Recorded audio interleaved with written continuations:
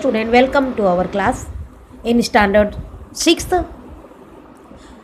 Our chapter was incomplete, so we will today complete this chapter in SS. हम लोग SS में first lesson पढ़ रहे थे, लेट्स नो द हिस्ट्री, और आधा लेसन कंप्लीट हो गया है और आज हम फर्स्ट लेसन कंप्लीट करेंगे। बच्चों ध्यान से सुनना, और जो हमने आर्कियोलॉजिस्ट के बारे में जो हमारी पास्ट हिस्ट्री बताते हैं और पास्ट हिस्ट्री जानते हैं, उसके बाद ही हमें करंट हिस्ट्री का पता चलता है। तो आज हम कुछ ये कॉइन्स के बारे में जानेंगे। बच्चों देखो, ये कॉइन्स आपको दिखाई दे रहे हैं, तो ये कॉइन्स है, ये पंच मार्क कॉइन्स है। ये सबसे ऐसा बिलीव किया जाता है कि ये सबसे ओल्डेस्ट कॉइन्स थे। तो the coins created by pressing metal pieces in the mould यानी सांचे में डालना, or cold punch mark coin.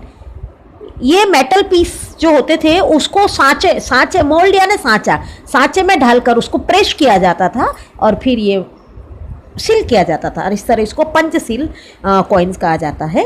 और ये ओल्डेस्ट कॉइन है और ये भारत में मिले थे। Okay students studying history, archaeologist, historian and travellers. जो हिस्ट्री पढ़ते हैं, हिस्ट्री को रिसर्च करते हैं, उनको बोलते हैं आर्कियोलॉजिस्ट, हिस्टोरियंस एंड ट्रैवलर्स। ये लोग एक जगह से दूसरे कंट्री में घूमते हैं और वहाँ पर रिसर्च करते हैं, तो इनको जो हिस्ट्री के बारे में अध्ययन करते हैं उनको हम आर्कियोलॉजिस्ट भी कह सकते हैं, हिस्टोरियन भी कह सकते हैं और ट्रैवलर्स भी कह सकते हैं। History means information given by archaeologist about past of human society on the basis of research. History का मतलब होता है जो आर्कियोलॉजिस्ट के द्वारा हमें इंफॉर्मेशन जो दी जाती है, और वो मतलब कौन से बेसिस पर, रिसर्च के बेसिस वो लोग। और जो ये आर्कियोलॉजिस्ट जो हमें इंफॉर्मेशन देते हैं ना, वो फैक्ट होती है, क्योंकि वो लोग रिसर्च करते हैं और ट्रैवलिंग करते हैं अदर कंट्री में जाकर, और रिसर्च करके जो भी उनको मतलब एविडेंस मिलते हैं उसके अकॉर्डिंग वो हमें पूरी इन्फॉर्मेशन बताते हैं, तो उसको हिस्ट्री कहा जाता है। और इनकी जो इन्फॉर्मेशन होती है ना आर्कियोलॉजिस्ट की, ये एकदम फैक्ट होती है, क्योंकि ये मतलब ये लोग रिसर्च करते हैं, डिगिंग करते हैं, फिर वो मतलब उसमें से जो भी नगर है, टाउन है, जो भी एविडेंसेस निकलते हैं, चाहे फिर वो एनिमल्स बोन्स हो या ह्यूमन बोन्स हो, और क्या बोलते हैं सीरियल्स हो, मतलब अनाज वगैरह जो भी निकलता है, ग्रेन्स, तो उसके अकॉर्डिंग वो लोग पूरा रिसर्च करते हैं और हमें बताते हैं कि भाई ये उस समय के मतलब हिस्ट्री है, मतलब पास्ट हिस्ट्री के बारे में हमें सच्चाई बताते हैं। दे गो टू एंशियंट प्लेसेस, वो जाते हैं एंशियंट प्लेसेस में, and dig out the houses, और क्या क्या बाहर निकालते देखो, जब वो लोग डिग यानी गड्ढा खोदते हैं, खुदाई होती है और उसमें से घर निकलते हैं, कॉइन्स, ब्रिक्स मीन्स ईंटें, स्टोन्स पत्थर, एम्प्लीमेंट्स पदार्थ, okay, end of food, sample of foods, bones of man and animals etcetera. तो जो ये लोग खुदाई करते हैं उसमें क्या क्या निकलता, घर होते हैं, सिक्के होते हैं, ईंटें होती है, पत्थर होते हैं, पदार्थ होते हैं, और सैंपल ऑफ फूड के नमूने होते हैं, और मैन्स और एनिमल्स के बोन्स होते हैं, हड्डियाँ होती है। इसके थ्रू पता चलता है कि उस समय मतलब एंशिएंट टाइम में लोग कौन कौन से पेट एनिमल्स होते थे और कौन कौन से एनिमल्स उस समय अस्तित्व में थे, ये सब के बारे में हमें बताते, सब कुछ जानकारी देते हैं कौन, archaeologist. And study them and make us aware about the culture of men of that time. उस समय, और वो ये भी स्टडी करते हैं कि उस समय के लोगों का कल्चर कैसा था और उनकी लाइफस्टाइल कैसी थी, तो इस बारे में भी वो हमें जानकारी देते हैं। Man has been wandering from one place to another since ancient time. कहते हैं पुराने समय में लोग एक जगह से दूसरी जगह वेंडरिंग यानी घूमते रहते थे। क्यों घूमते थे? हाँ, सर्च ऑफ फूड, क्योंकि उस समय उनकी लाइफ कैसी थी, मतलब वहाँ पे उस समय फायर नहीं था, एग्रीकल्चर नहीं था, तो वो एक जगह से पेट तो भरना होता था, भूख तो सबको ही लगती चाहिए इस समय, एंशिएंट टाइम हो, तो वो लोग खाने की खोज में इधर से उधर घूमते रहते, उनकी लाइफ मतलब सेटल नहीं थी। Many travellers have visited other countries to note life of people there. और कई मतलब फॉरेनर आए, ट्रैवलर्स आए, एक जगह से दूसरी जगह कंट्री में जाते थे और लोगों की लाइफ के बारे में वो नोट करते थे। From the travel details of such travellers we get information about the history and culture of a country. ऐसे ही ट्रैवलर्स हमें मतलब पूरी डिटेल बताते हैं और उस कंट्री की ही कल्चर बताते हैं, उनका इतिहास बताते हैं। तो वो सब हमें ट्रैवलर्स के थ्रू या हिस्टोरियन या आर्कियोलॉजिस्ट के थ्रू हमें मिलता है।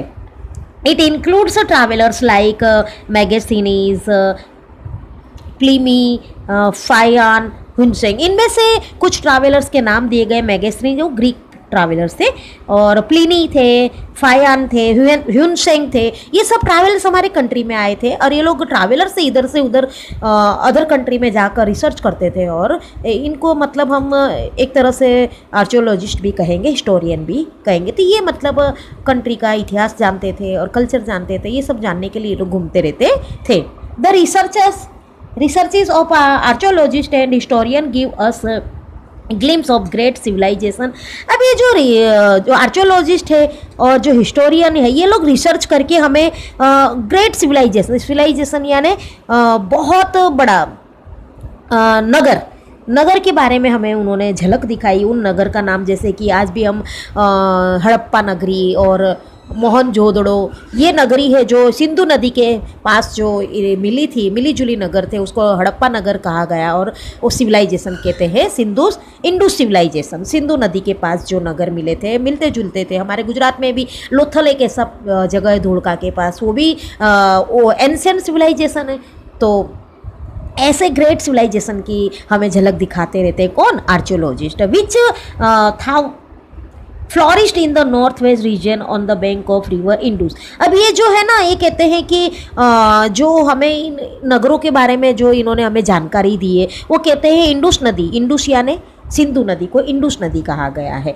तो उसके जो नॉर्थ वेस्ट जो क्षेत्र थे सिंधु नदी के, वहाँ पे ये लोग मतलब एंशिएंट टाइम में लोग बहुत समृद्ध थे और वहाँ पर बसे थे और उनके बारे में मतलब बताया गया है। इससे हमें पता चलता है कि हमारा जो इंडिया में जो हमारी सिंधु नदी है उसके पास बहुत बड़ा नगर था।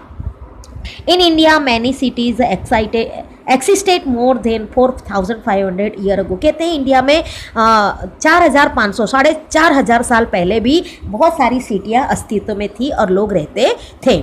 In the same way, it can also be known that many cities developed on the bank of river Ganga and nearby area about 2500 years को। इसी तरह ऐसा माना जाता है कि गंगा नदी के पास 2500 ईयर्स हो, उसके पहले भी बहुत सारी सिटी मतलब शहरों का विकास हुआ था, वो भी गंगा नदी के किनारे। तो उस समय भी मतलब आसपास में 2500 ईयर्स अगो लोग रहते थे। Okay students, all these tools give us information about custom, food, attire, technology and culture of people of that time। ये सारे जो टूल्स है, जैसे मैंने आपको बताया कॉइन से, और फिर हमने किससे पता लगाया, हमने पढ़ा। तो वो सारे टूल्स हमें जो इन्फॉर्मेशन ताड़पत्र है, ताम्रपत्र, भोजपत्र, इनसे हमें पता चलता है। और उससे हमें लोग मतलब उनका जो फूड वो क्या खाते थे, क्या पहनते थे, उस समय उनका व्यवसाय ने टेक्नोलॉजी उनकी क्या थी और उन लोगों का कल्चर क्या था, उस समय की मतलब सारे इन्फॉर्मेशन हमें इनसे मिलते उस समय के।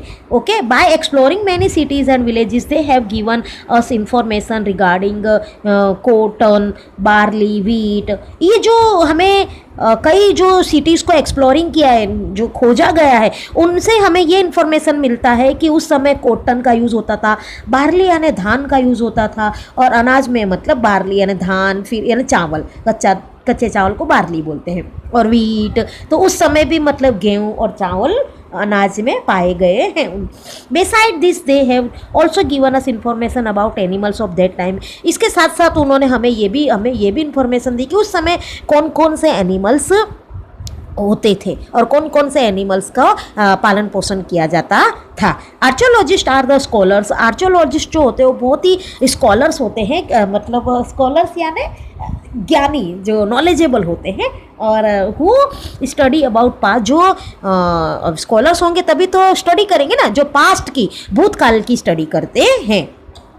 They categorize the tools found to research, collect data from manuscript, documents, archives, and then scribe them रिगोरिश वे। और ये जो भी मतलब कलेक्ट करते हैं, उनका वर्गीकरण करते हैं, क्या क्या रिसर्च के तौर पर जो ये खोजबीन करते हैं, उसमें सारी जो मैन्युस्क्रिप्ट होती है, डॉक्यूमेंट्स होते हैं, और जो लेखागार जो जिसमें लिखा गया होता है, वो सब संग्रह करते हैं और उसको मतलब फिर वो अपने तरह से मतलब उसको लिखते हैं और उसके बाद हमें सच्चाई बताते हैं उस समय की। तो इसलिए जो आर्कियोलॉजिस्ट और हिस्टोरियन जो हमें जो भी हमें जानकारी देते हैं वो एकदम फैक्ट जानकारी है, क्योंकि वो लोग खुद रिसर्च करके और सब कुछ मतलब उसको डिगिंग करके जो जो उनको एविडेंसेस मिलते हैं उसके अकॉर्डिंग वो हमें इंफॉर्मेशन देते हैं और उनकी इंफॉर्मेशन हमेशा राइट होती है।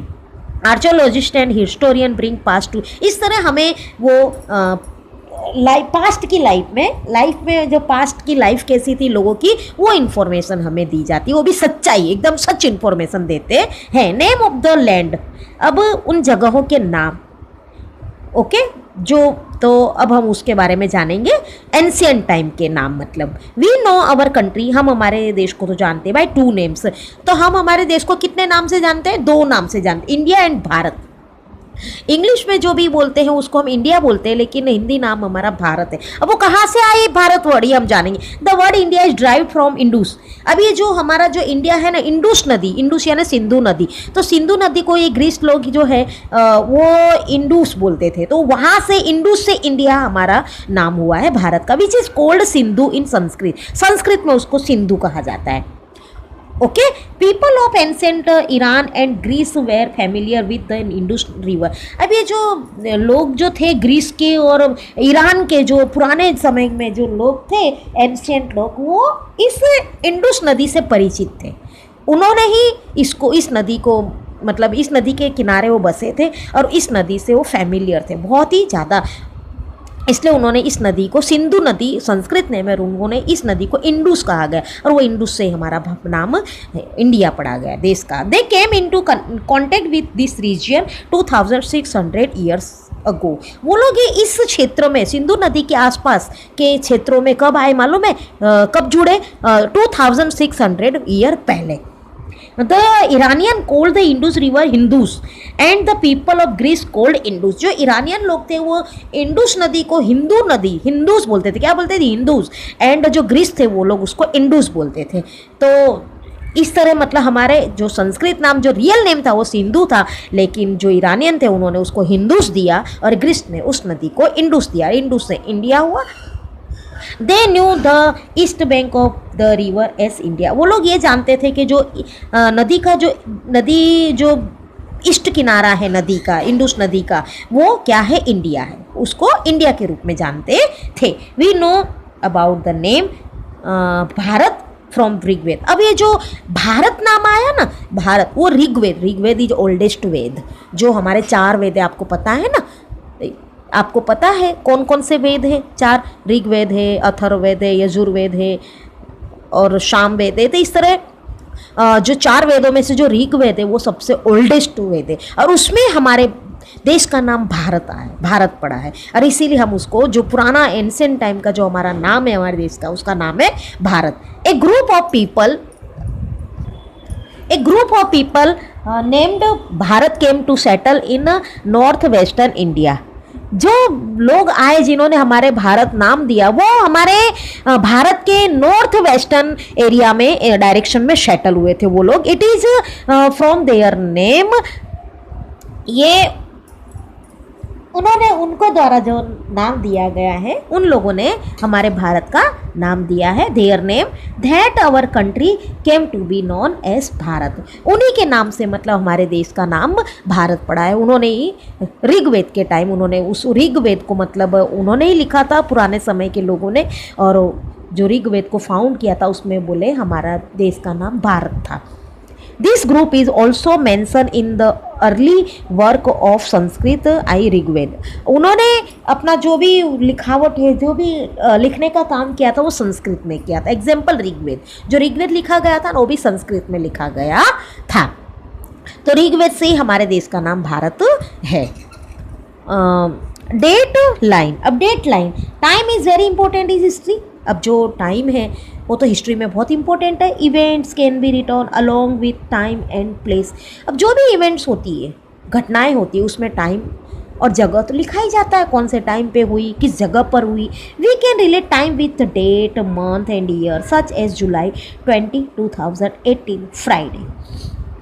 अब हम we can relate that time with date, month and year such as, जैसे कि हम टाइम से क्या रिलेटेड होता है, एक तो डेट होती है टाइम में, मंथ होता है और ईयर होता है। हम कोई भी कॉइन्स पढ़ते हैं उसमें ईयर लिखा होता है, 2011 का कॉइन्स है, 12 का कॉइन्स है, और मंथ भी लिखा होता है कई रुपीज़ में। तो उससे हमें पुराने कॉइन्स में तो सब लिखा जाता था, डेट है, मंथ है, कब रिलीज़ होता है। जैसे कि एक ये नमूना बताया 20 क्या है, डेट है, जुलाई मंथ है, 2018 ईयर है, और देखो डे भी है फ्राइडे।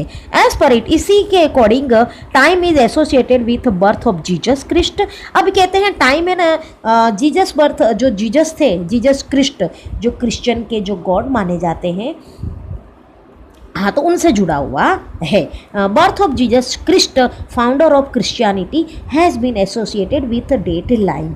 तो जो क्रिश्चियनिटी हैज़ बीन एसोसिएटेड, तो हमारी जो डेट लाइन है ना, पूरे वर्ल्ड में ऑलमोस्ट जो नेशन है वो यही टाइम से जुड़े हुए हैं। किससे? जीसस क्रिस्ट के बर्थ से जो जुड़े हुए हैं वही टाइम लाइन चल रहा है, डेट लाइन चल रही है। We call it anno Domini AD. क्या बोलते हैं? एनो डोमिनी, विच मीन, इसका मतलब होता है years after birth of Jesus Christ, E G 2000, जैसे कि 2000 AD means 2000 year after birth of Jesus Christ. तो जीसस क्रिस्ट के बाद का जो जन्म है उसके बाद का, तो उसको बोलेंगे एडी। क्या बोलेंगे? एडी। सिमिलरली बीसी, बीसी का मतलब होता है बिफोर क्रिस्ट, यानी उनके जन्म के पहले, जीसस क्रिस्ट के जन्म के पहले, उनको हम बीसी भी कहा जाता है। Okay, before Christ, birth of Christ means year before birth of Jesus Christ. Example 2000 BC, 2000 BC यानी before birth of Christ, means 2000 year before birth of Jesus Christ. तो आपको ये जो डेट लाइन समझ में आ गई ना? ये देखो बीसी एंड एडी। बीसी में देखो 5th century, 4th century, 3rd century, 2nd century, 1st century, 1st, 2nd, 3rd, 4th, ये बीसी है, बिफोर बर्थ ऑफ जीसस। अब ये AD, 1st century, 2nd century, 3rd century, 4th century, 5th century. तो birth of Jesus Christ, date line showing AD and BC. AD भी बोल सकते हैं और बीसी भी बोल सकते हैं। Often is written as CE instead of AD, तो सीई के बदले एडी का भी यूज होता है, and BC is written instead of BC, BC के बदले बीसी का भी वो होता है, क्या लिखा जाता है। C means common era, while BC means before common era, as Christianity is associated with most nation of the world। अब वर्ल्ड में सब क्रिश्चियनिटी से जुड़े हुए हैं, जितने भी वर्ल्ड में जितने भी नेशन से, उसमें सब क्रिश्चियनिटी ज़्यादा है। इसलिए हम इंग्लिश कैलेंडर से चलते हैं, क्योंकि ये जनवरी फरवरी ये जो क्रिश्चियनिटी कैलेंडर के अकॉर्डिंग है, और सारे वर्ल्ड में जितने भी कंट्री वो क्रिश्चियनिटी से रिलेटेड है। इसीलिए हमारे जो we use the same date line, हम भी मतलब हमारा देश भी ऑल जो वर्ल्ड में ऑल कंट्री है उसके अकॉर्डिंग हम भी डेट लाइन से चलते हैं। इसलिए India is as in many nation, जो मैनी नेशंस में जो डेट लाइन है वो भी इंडिया में भी वैसी है, जनवरी फरवरी according. In many cases the word BP is also use, कई जगह पर बीपी का भी यूज होता है, विच मीन बिफोर प्रेजेंट, है ना, before present. BC before Christ, AD anno Domini, both are Greek words which means in the year of God, E G 2018 AD. Stone inscription and inscription carved on stone, हमने क्या क्या पढ़ा देख लो। Stone inscription यानी जो पत्थर में जो लिखावट होती थी नकाशी करके, उसको बोलते हैं stone inscription. birch bark, thin inner layer of tree named birch on which ancient texts were written। Birch यानी एक पेड़ होता है, भोजपत्र, जो मोटा जो उसकी जो लेयर होती थी, परत होती थी पेड़ की छाल, उसमें मतलब जो वर्ड्स लिखे जाते थे, लिखावट लिखी जाती थी, उसको बोलते हैं भोजपत्र। ओके स्टूडेंट्स, तो बच्चों यहाँ पर हमारा चैप्टर फिनिश होता है, और मैं आपको एक्सरसाइज कुछ समय बाद भेजूँगी। पहले आपको इस चैप्टर को केयरफुली रीड करना है। और ओके, थैंक यू, बाय।